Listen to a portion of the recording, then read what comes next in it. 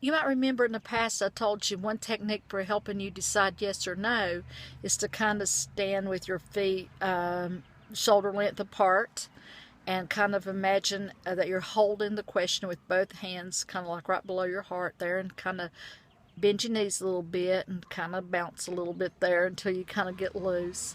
And then imagine yes for your question or no for your question.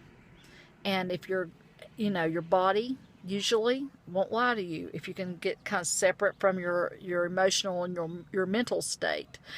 Your body often will direct you to the answer you need. Anyway, you get kind of loose and you kind of ask these questions. And if you feel you're being pushed forward, that's forward, yes. And otherwise, if you feel like you're falling back, no, not so good. In other words, it's just a kind of way to help you separate, to kind of get a good idea of what might be best for you in making a yes or no decision. As I said, another thing that you can do is to imagine a decision that you have to make that like you've already made it. It could be a move, a relationship, career choice, whatever, it don't matter. And you might be like all confused about it, or you might, be overly thinking, like a fantasy type thinking about it. Something that might help is to just, try to settle yourself down and imagine, really, really imagine what it would be like if you made a certain decision. And whenever you feel you've made that decision, take notice. Does your body feel tense, tight? Do you have a knot in your stomach or tight neck? Or does it feel good? Does it feel fluid? Does it feel balanced?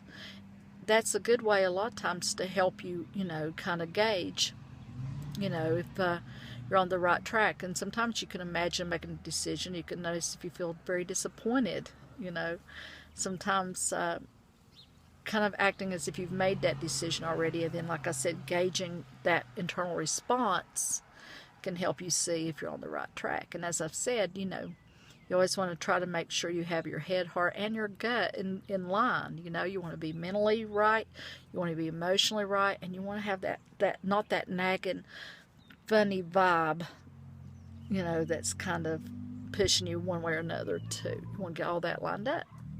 But anyway, I was just thinking about, as I said, decision making, and this might be helpful, might not, but like I said, it might.